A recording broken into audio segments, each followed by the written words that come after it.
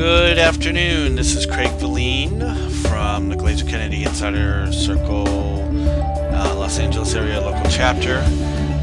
This is the Chapter Plus call for September. And today's topic is how to find the hidden gold offline in your own customer list.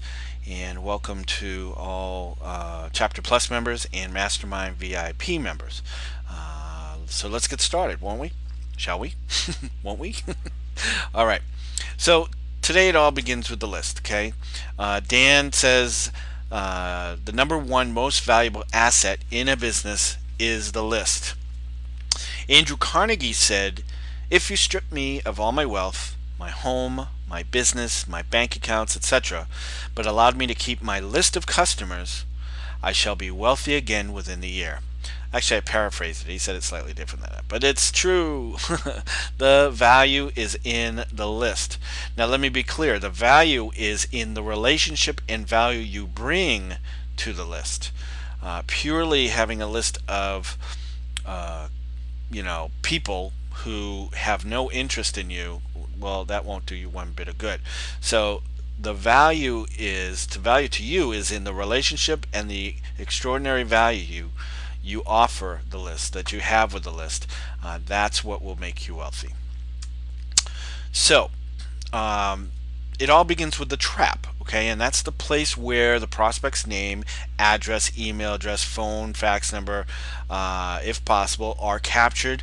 And of utmost importance, permission to use it is secured, okay? So basically, if they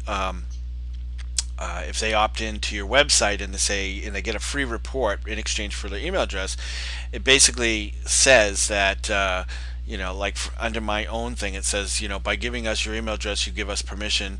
You give Craig Valine and/or Enhanced Marketing Performance permission to communicate via this medium. Okay, so once they opt in, they have just given you permission to communicate with them. Okay, you got to make sure that that's possible. Okay. So where's the trap? Okay, online, it's in the opt-in form, and that could be the left or right, top left or right, or in the middle of the web page. It could be a drop-down box. On a squeeze page, it's similar, like Russell Brunson's model is free video reveals the number one secret to solving this problem. Okay, so the number one purpose of a squeeze page is to capture an interested prospect's personal information, and it starts with just a simple email address. Okay, and you want to offer things: free video, free report, free audio recording, free something. But the one thing I want to caution you to or remind you of is that the offer has to be compelling for the exchange. No one's just going to sign up for be on our list or free newsletter. Okay, they're already inundated with information, so it better be good if they're going to give you their personal information in return. Okay, offline, it might be in a pre-appointment questionnaire, it might be on a registration form, order form. Think about the process, think about your sales process, and where that is. So if you wish, and if you're using lead generation advertising, this allows you to run smaller, simpler ads, keeping the front end costs low and investing most of your resources in interested prospects. Why? Because you don't have to run a full page ad to sell someone. If you create just enough interest in a smaller ad, you can send them to either a web page or have them call a toll-free recorded message where either one will be able to capture their personal information. Okay, and so the best and cheapest way to learn this methodology is to get on other people's lists, look for ads where people are offering things, and get on them to see how they manage the process. Okay, if you're not familiar with it, or if you're looking to enhance your current lead generation process, get on other people's lists. Okay, see what they do to manage you as a prospect. So here's a quick exercise. Okay, so the trap. Okay, I want you to identify all of the pertinent information you require about your prospect in order to make smart marketing decisions. Okay, that means to decide whether or not they're qualified or not. Okay, so do you need their name, their address, their email address, date of purchase, phone number, etc., etc.? What do you need to make sure that this is a qualified prospect? Okay, and then identify the exact time in your sales process when you're able to acquire this information. Okay? If they're interested, of course, you need some information to communicate with them: email address, mailing address, whatever. All right. So one of the best ways to use that list is through your newsletter. Okay. So what's the advantages of publishing a newsletter? Well, it could be a profit generator for you. Okay. In a couple different ways. One, if you had a paid newsletter, of course that will bring you revenue. Two, if you had advertisers. Okay. And number three, it's a loyalty creator. Okay, so the more people receive it, the more likely they are to buy, and if you have certain elements in your newsletter, that can stimulate that. Okay. It has a higher readership. When done properly, your customers look forward to it. Okay, I send out a monthly newsletter for the chapter. Most times, most monthly, most months I do that. But people look forward to it and they read it. I did a survey earlier in 2011, and one of the questions in the survey was, do you read the local monthly chapter newsletter that's sent to you? And do do you get it and do you read it? Okay, they basically all said 95%. Surprised me. 95% of the people say I read it and I like it. So that's cool. I'm gonna keep doing it. Okay, so you want to do that too, because if it's interesting, if you have the right formula for writing the newsletter, it can be a very powerful tool. Okay.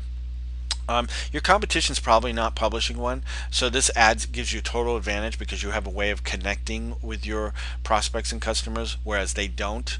Okay, it's like a loving relationship. If you start ignoring your loved one, or if you don't let them know that you care in the first place, well, you're going to lose them the first time someone else comes along. Okay, if you are communicating on a regular basis, you have that advantage. Okay, it makes you a celebrity in your own specific niche market, because if you're writing things that they go, I agree with this, I like this, I like what you have to say, they connect with you, you're creating your own celebrity right there. But the added parts of it, you can share photos or stories of you being with celebrities. The recent super conference we were at, Kathy Ireland, I got a picture with her. I used it as a joke and I said, wedding engagement, she said no. It was fun, but you can have fun with it. And people were like, where'd you meet Kathy Ireland? Where'd you meet Gene Simmons?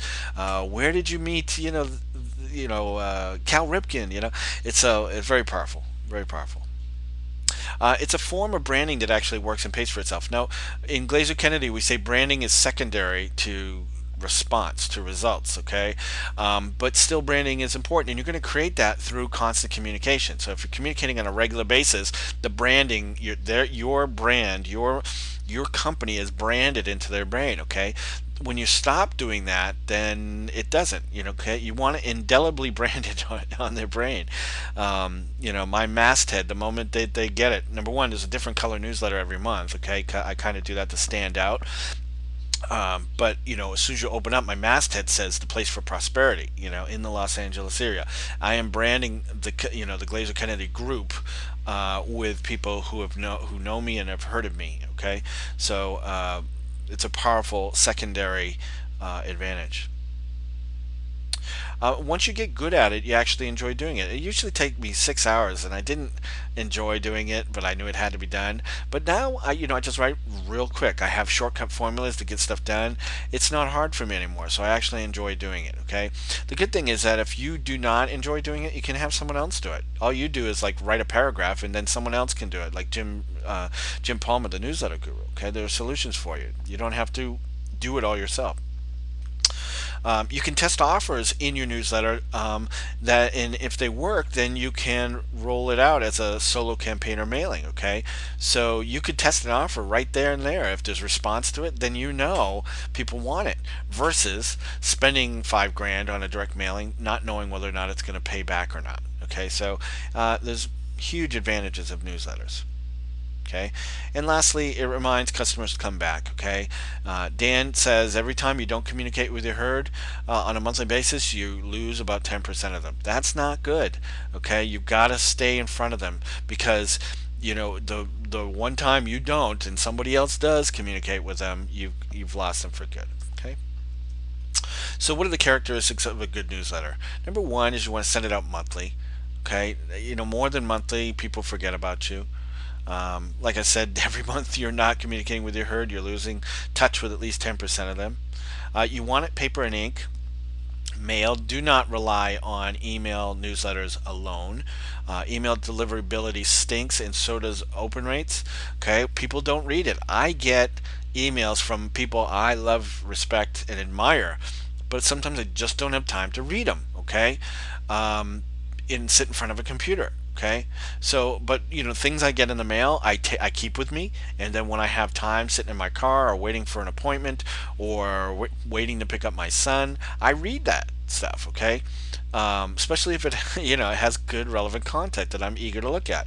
I do that with my Glazer Kennedy newsletter. I bring it with me throughout the month, and sometimes I get half an hour at a time, sometimes I get 15 minutes, whatever, but I read it because I look forward to it. Okay, so people look forward to receiving stuff in the mail, not necessarily by email. But here's the big but: you still gotta have an email newsletter. You still gotta be communicating via email because it is a medium, and despite its poor deliverability, people still look for things on email. So your offline can supplement your online. So you got to think this way too, okay? Which has more perceived value? A birthday note sent in an email the morning of your birthday, or getting a handwritten stamped envelope card that someone went to the store to get, paid their own money, took time out of their day, they thought of you, right? And they hand wrote a note telling you happy birthday, which means more. I mean, it's obvious, isn't it?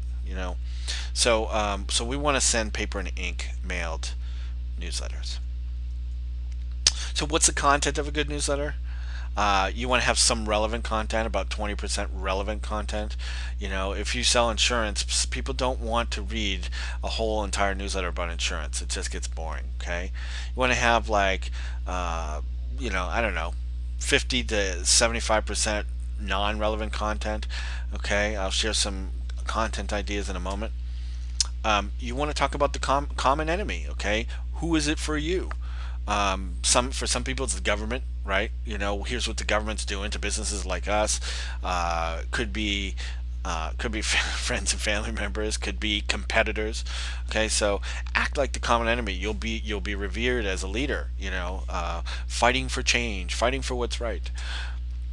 You want to be the stern but loving parent. Okay, meaning you want to lovingly tell them what they should be doing. Okay, if they're not doing it, here's what's going to happen if you don't do it. I'm here to tell you to do it.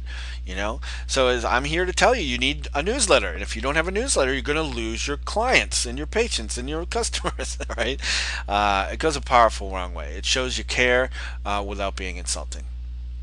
And you want to test offers too. You want to have offers in there. Like we said, you can test an offer before you roll one out full time. But the good thing is this is how you can also pay for your newsletters, right? So make special offers for the newsletter readers. So things you can write about. Okay, family. Like I have a little column in my chapter newsletter about Mini-Me, as if it's coming from Mini-Me. Words of wisdom from Mini-Me, it's called. You write about your customers. Customers love to read about themselves in your newsletter. Talk about celebrity. If you go to an event and there's a celebrity, get a picture with them. Talk about the event, okay? Because here's what people think. This is what my guy's doing. This is what my girl's doing. She's going to events and she's getting pictures with, Guy Fieri and Gene Simmons and Cal Ripken and all these other people, okay? It creates buzz. Okay, talk about your pets. I have a Jack Russell Terrier. People always ask me, "How's Jack?" There are pet lovers out there that will create an instant connection with you. Okay, human interest stories. Talk about what you're doing. Are you volunteering? Are you donating? What touches your heart. Talk about your staff if you have any. Okay, you can make one of your staff celebrities. Okay, talk about what they're doing. Mary, my front desk woman, she's getting married. Yeah, God bless her. She's been with the same guy for a year and a half, and they're having a baby. No, whatever. Just create other celebrities with it. Create other interests. Talk about your travels. Use humor in entertainment. Use it carefully, but use it. If it is part of you, and you have that relationship with people, then it's use it wisely. That's all I'm saying.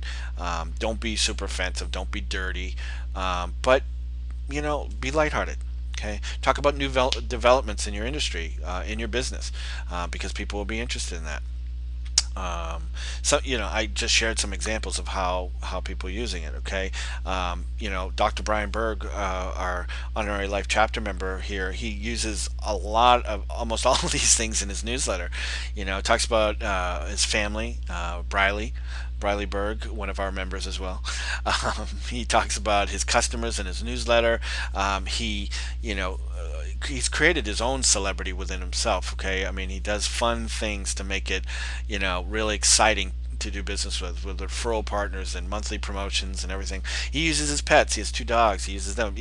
So on and so forth. Okay, so if you want to see how a well-written newsletter is done, you might want to ask Dr. Berg at one of our next local chapter meetings if he'd be willing to give you a copy or put you on the mailing list, because they are fascinating. And if you need help, if you don't know how to write these, the newsletter guru, Jim Palmer, he's a friend and my business coach.